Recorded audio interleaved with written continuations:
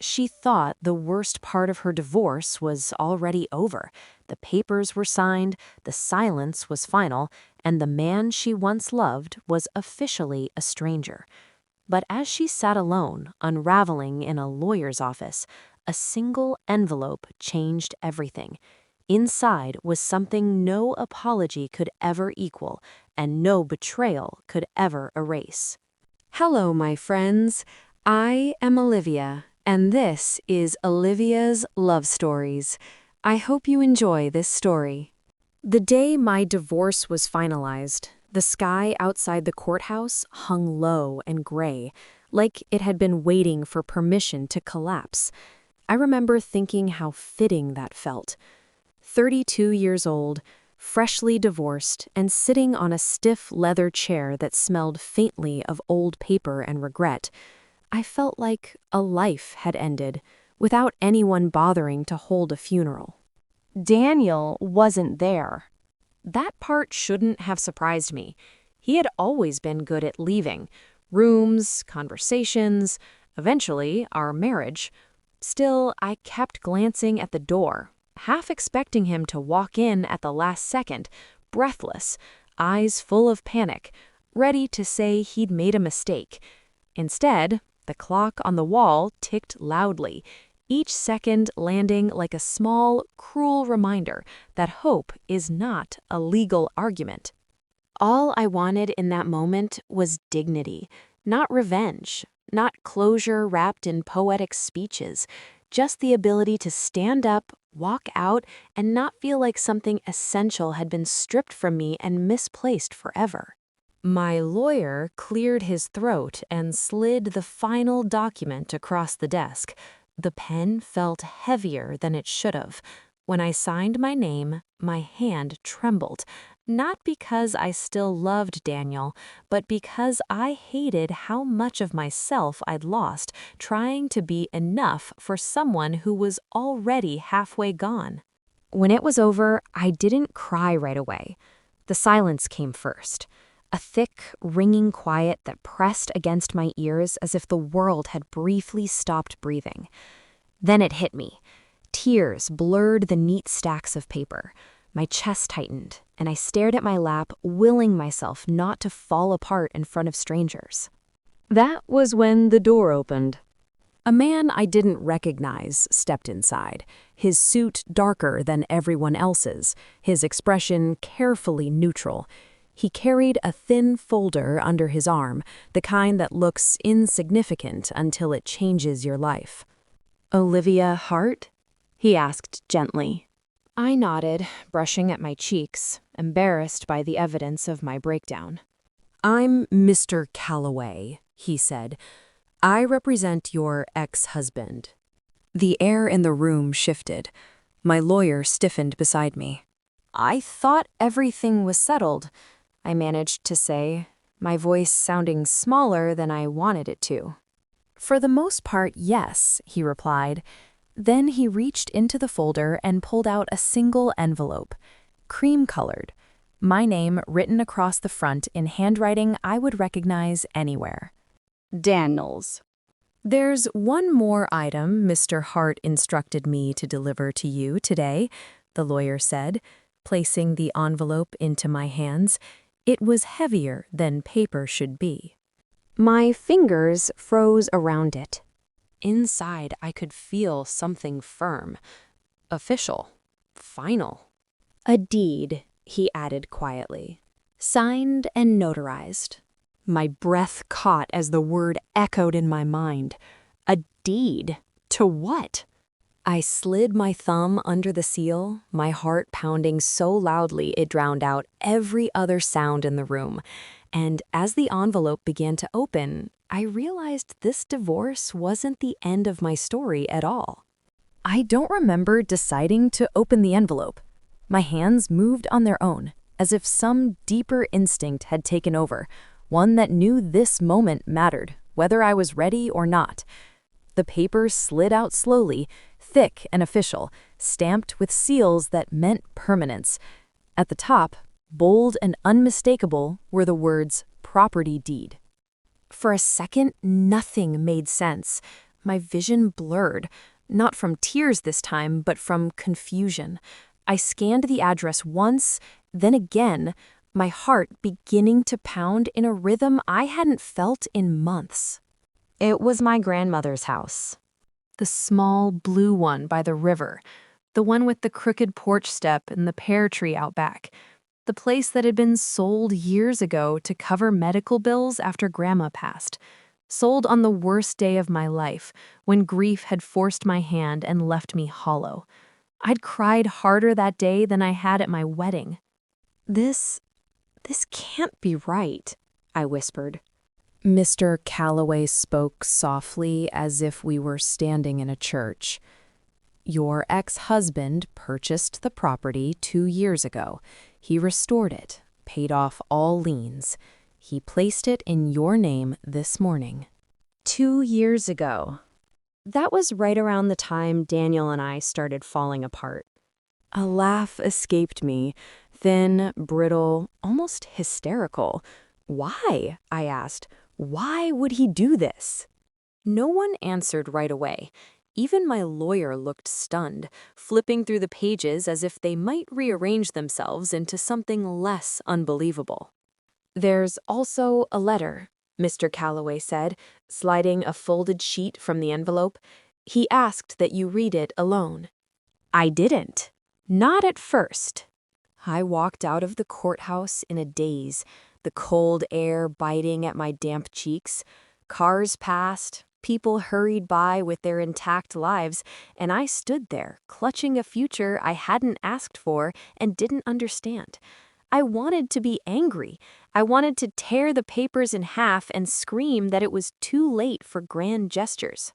But my hands wouldn't let go. That night, I sat on the edge of my bed in my empty apartment, the walls echoing in a way they hadn't when Daniel lived there. I unfolded the letter, my heart bracing itself the way you do before stepping into freezing water. Olivia? I know I don't have the right to explain myself anymore, but I need you to know this wasn't pity. It was love. The kind I was too proud and too afraid to show when it mattered. My chest tightened. He wrote about the house, how he'd overheard me once, late at night, talking in my sleep, whispering that I wished I could go back there just once, how he'd bought it quietly, telling himself he'd surprise me when things got better.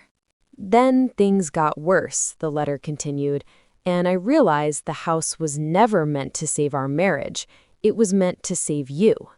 I pressed my palm to my mouth, tears spilling freely now. I left because I thought you'd be stronger without me. I see now how wrong I was. This is not an apology. It's a promise kept too late. At the bottom, there was an address. And a time. Tomorrow. I stared at it until the words blurred. My heart caught between anger and something dangerously close to hope. I didn't know if I was ready to see Daniel again, but the house by the river was calling me back. And so was the man who had finally decided to fight after letting me go. Morning came slowly, as if the world itself knew I needed time to brace for what was coming. I packed a small bag, just the essentials, but found myself hesitating in front of the mirror. My reflection looked tired, older than 32, and yet there was a spark there I hadn't seen in months. A part of me wondered if I was walking into a trap, if Daniel's intentions were as pure as the letter claimed. The logical side of my brain whispered that people don't change overnight, that grand gestures often mask old mistakes. But my heart was stubborn. It wanted answers. It wanted the house. It wanted him to mean what he said. By the time I reached the train station, the sky had cleared slightly, brushing the world in pale gold. I held the deed in my hand, the weight of it anchoring me to reality. Every so often I peeked at the letter, memorizing his words, trying to carry both the anger and the hope with me. I wondered what I would say when I saw him again. Would I scream, cry, forgive, or shut him out completely? I didn't know, and maybe that was why I felt both terrified and alive. The ride felt endless. Trees blurred past, fields of winter brown grass stretching out like silent witnesses to my anxiety. When the train finally slowed to a stop near the riverbank, my stomach twisted in knots. The house came into view. The same blue walls, the crooked porch step, the pear tree leaning slightly toward the river, as if eager to see me. But it looked different, reborn. The paint was fresh, the windows gleaming, flowers in neat boxes along the porch. Someone had loved this place back into life. I stepped off the train and walked the short path, each footfall loud in the quiet morning. My hand brushed against the railing, and the scent of wet earth and blooming flowers made me pause. Memories surged.